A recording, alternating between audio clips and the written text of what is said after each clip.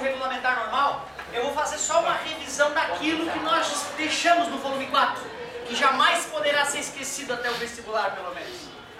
Ampliação, aumento li, aumento trans, altura da imagem. Esses caras pra cima, pra baixo, é só assim a regra deles. Porém, posição do e distância, esses caras é outra regra. Real, virtual, pronto. Aí, cara, na hora de usar essas equações, tu já viu que tem situação normal. Pra mim, a pior situação que existe é aquela de duas lentes ou dois espelhos. E a imagem de um é o objeto do outro. Pra mim, isso é o pior. A colega me perguntou na outra sala, o senhor pode ter 3? Eu nunca vi no vestibular 3 lentes afastadas. Porém, 3 lentes juntas eu já vi.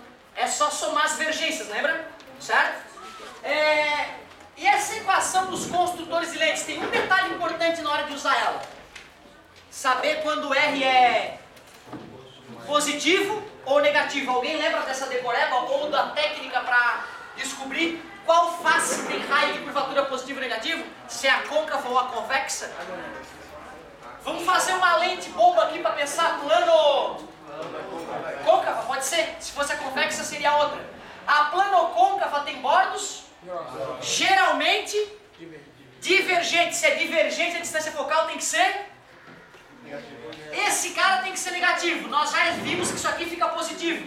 Para a resposta ser negativa e uma das parcelas do produto é positiva, só se isso ficar, para isso ficar negativo, a face cavada tem raio negativo. Côncava, negativo. Face convexa é o único perigo da aplicação dessa lei, eu diria. O perigo físico de errar, né? Certo? Aí, claro, tem que saber fração, tem que saber matemática básica, é claro. O que tem o míope? O que tem o míope? Dificuldade para ver de longe. Por quê? Globo ocular alongado deixa o olho convergente demais para os raios que vêm paralelos de longe. Eu uso uma lente para afastar os raios antes de entrar no olho do cara, sem problema nenhum. Então, o que é o hipermétrope? Globo ocular curto, portanto, dificuldade, porque falta distância para a luz convergir depois de passar pela corda e pelo cristalino. Claro, uso uma lente convergente para dar uma força no olho do cara. E se é presbiopia? Mesmo sintoma do hipermétrope, né? Dificuldade de ver de perto, mas o motivo é outro, não é o globo ocular achatado. É o cristalino que perdeu flexibilidade, mas o problema é de convergência. Portanto, bota uma lente convergente só para leitura. Beleza? Tem o caso do astigmatismo, que não é um problema de convergência. É que o cristalino e ou a córnea tem irregularidades.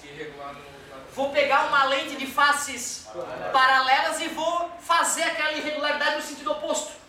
Assim, quando a luz passar pela lente e pelo olho, vai chegar na retina do jeito que deveria, sem desvios, certo? Sem grandes desvios.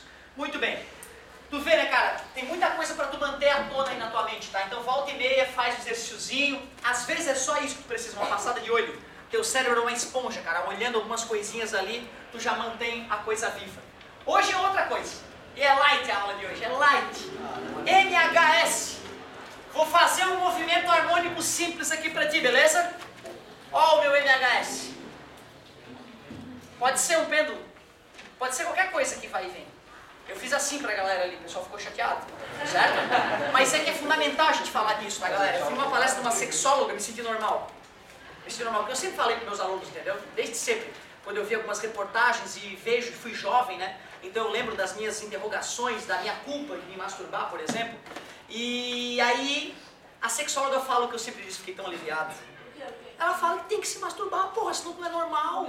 Menino e menino, tem que mexer no brinquedo, senão tu não pega a manha. Aí depois tu não goza, não curte a vida sexual, vira um adulto doente, bitolado, maluco. Tem que masturbar. Isso é importante. E assim, pênis, vagina. Vagina, pênis. Tem que falar sobre isso sem ficar vermelho.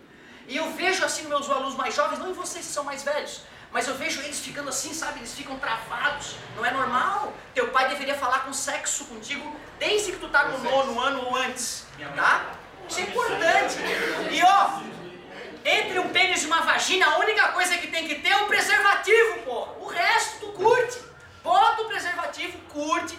Mas antes de curtir o sexo em si, tem que te curtir. Não é o babaca do Otávio que está falando, são os caras que entendem de sexo, que entendem da felicidade humana, que entendem do prazer humano. Beleza, galerinha? Então, ó, isso aqui é um MHS. Beleza? Para ninguém ficar ofendido, eu vou fazer assim, ó. Olha só. Molinha, molinha, bloquinho. Finge que não tem atrito. Tá na posição 0. Eu fui lá, estiquei até a posição A e soltei. Vai voltar até que posição? É daquela... Quando eu puxei ela até o A, eu estou segurando ela. Tem energia na mola, não tem? Quando eu soltar, essa energia da mola se transforma em cinética e não vai parar. Ela vai continuar até onde, será? Isso, menos A, digamos, né? Como é o nome dessa distância aqui do MHS?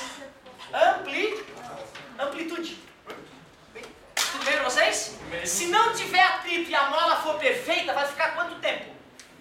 Infinito, para sempre, até o fim do universo. Legal? Na prática existe isso? Não. Por que aqui no ensino médio a gente despreza o atrito? Porque se tiver atrito, cara, para eu poder prever o comportamento desse sistema massa-mola, eu vou ter que ter uma função exponencial do mal. Então é por isso que aqui é sem atrito. Na faculdade tu vai fazer a conta, vai botar o sisteminha para oscilar e vai voltar no outro dia, para ver se a tua fórmula está prevendo a posição do bloco. Imagina, um dia depois o sistema fazendo assim, a tua conta vai lá e prevê onde é que o bloco vai estar a cada segundo.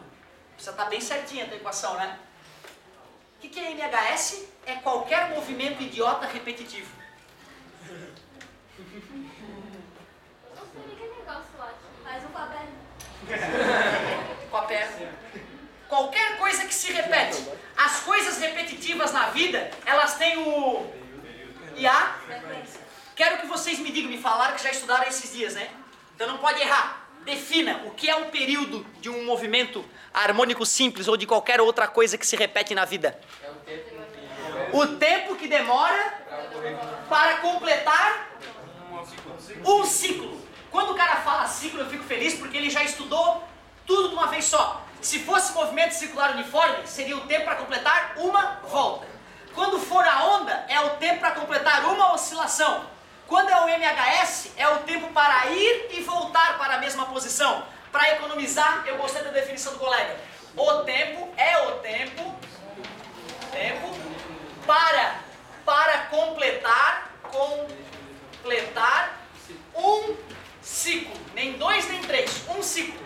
Já que frequência é justamente o inverso, é o número de quê? É o número de ciclos completos em que determinado tempo? Em uma... Pode ser. Mas se for segundo, seria em um segundo. Se fosse minuto, seria em um minuto. Ou seja, em uma unidade de tempo. Como eu demorei a entender o que ele queria dizer com uma unidade de tempo. Não sei porquê, mas eu demorei a engolir isso. Qual é a unidade de tempo do Sistema Internacional? Segundo. Então a frequência vai ser em um segundo. Aí nós vamos puxar o saco de um grande cientista chamando de Hertz. O mesmo nome de uma locadora aí, nacional. Hertz, locadora de carro. Beleza? Eu jamais vou me esquecer, cara, o meu professor de física do ensino médio está ainda nativo. Cara muito competente. Talvez a minha história de vida tenha tudo a ver com ele. Ele fez engenharia mecânica primeiro e depois foi começar na aula de física, né? Eu fiz exatamente o mesmo caminho, talvez contaminado pelas nossas conversas. E então eu lembro que ele deu uma dica pra galera. Galerinha, querem calcular período? É só pegar o tempo e dividir pelo número de oscilações. Quer calcular a frequência? Pega o número de oscilações e divide pelo... E eu lembro que ele chegou a colocar no quadro no dia da prova isso. Pô, ficou fácil pra galera. O problema é que nós não vamos ter isso no formulário do vestibular. Não vamos. Eu preciso que tu consiga calcular período e frequência só de saber o que é período e o que é frequência. Claro que já que um é o inverso, o oposto é o sinal trocado, né? O inverso é que é a fraçãozinha virada de cabeça para baixo. Tu vai ter no vestibular isso aqui, sem dúvida, ó, ou que F é igual a 1 sobre tesão. O problema é que com isso tu não calcula um ou outro sem ter o primeiro já à disposição, né? Então eu queria te mostrar como é que tu age para calcular período e frequência sem decoreba. Asdrubal estava brincando de harmônico simples e deu 5 oscilações em 3 segundos. Calcule o período da mãozinha de Asdrubal. Do bloquinho, Calcule o período. Eu quero fazer uma regra de 3. 5 oscilações são 3 segundos. Onde é o X? Período é um tempo, por isso que é embaixo do tempo. Uma oscilação. Período é o tempo para dar uma oscilação. Regra de 3. 5t igual a 3. T igual a 3 sobre t igual a 0,6 segundos. Eu só precisei fazer uma regra de 3. Segunda pergunta, fica à vontade. Segunda pergunta, qual é a frequência do Asdrubal? Qual é a frequência do Asdrubal? Frequência é uma certa quantidade de oscilações que ocorre em quanto tempo? 1 segundo. Cara, é só tu entender que frequência é o número de oscilações em uma unidade de tempo e que período é o tempo em uma oscilação. Tu faz uma regra de 3 e essas fórmulas viram lixo. Tu não vai ter essa fórmula. Eu não queria que tu ficasse dependente dela, certo? Eu queria que tu aprendesse a fazer a continha. Já que um é o inverso do outro, vai dar 5 sobre 3, frequência de 1,666 Hz.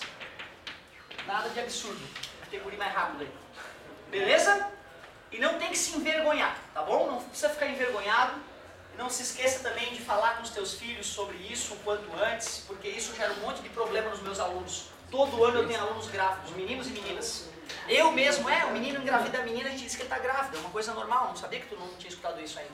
Então tu vê, ó, eu mesmo tive o meu filho antes de ser um cara, eu já ganhava meu dinheirinho. Eu já ganhava lá, sei lá, meus R$1.000 por mês dando aulinha particular, mas não dá pra pagar as fraldas do guri.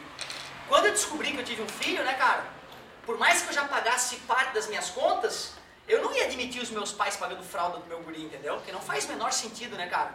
Então tu vê, minha vida teve que mudar da água pro vinho. Foi legal hoje, que eu tenho 32 anos, meu guri tá com 12, eu vejo, pô, tu vai curtir parte da vida adulta juntos, vai ser legal. Mas ganha dinheiro primeiro, resolve a tua vida, aí depois tu tem teu filho, certo? Eu tive com 20 anos, meu guri. É cedo demais, foi gostoso, foi maravilhoso, amadureci, só que tu pode esperar, cara, pode esperar, não tem por que não esperar. Ô galera, não se esqueçam, tá? Muitos de nós nascemos sem planejamento. Muitos de nós, a maioria de nós, eu diria, nasceu sem planejamento. Isso não é ruim. Tanto que estamos aqui, felizes, sadios, vivendo a nossa vida. Mas o ideal é quando tu bota na ponta do lápis, entendeu? Eu tiro pelo meu primo. Eu fiz sem programação, meu primo fez programadinho. Pô, apesar dele de ser pai ser doloroso, ter uma série de restrições, pô, o cara fez as contas antes, entendeu? Ele fez as contas e viu, não, vai dar para teu filho, não vou me matar. Então isso é importante. Tentem, é raro na nossa vida a gente ter essa decisão, né? Chegou a hora de ter um filho, geralmente o filho aparece antes. Mas tentem fazer isso, seria muito legal tu organizar a tua vida desse jeito. Tá tranquilo, período e frequência? Pô, eu filmei, sabia?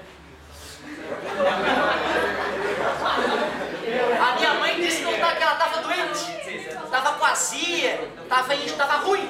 Aí foi no médico, não resolvia o problema, terceiro médico descobriu a tua doença. É o Otávio.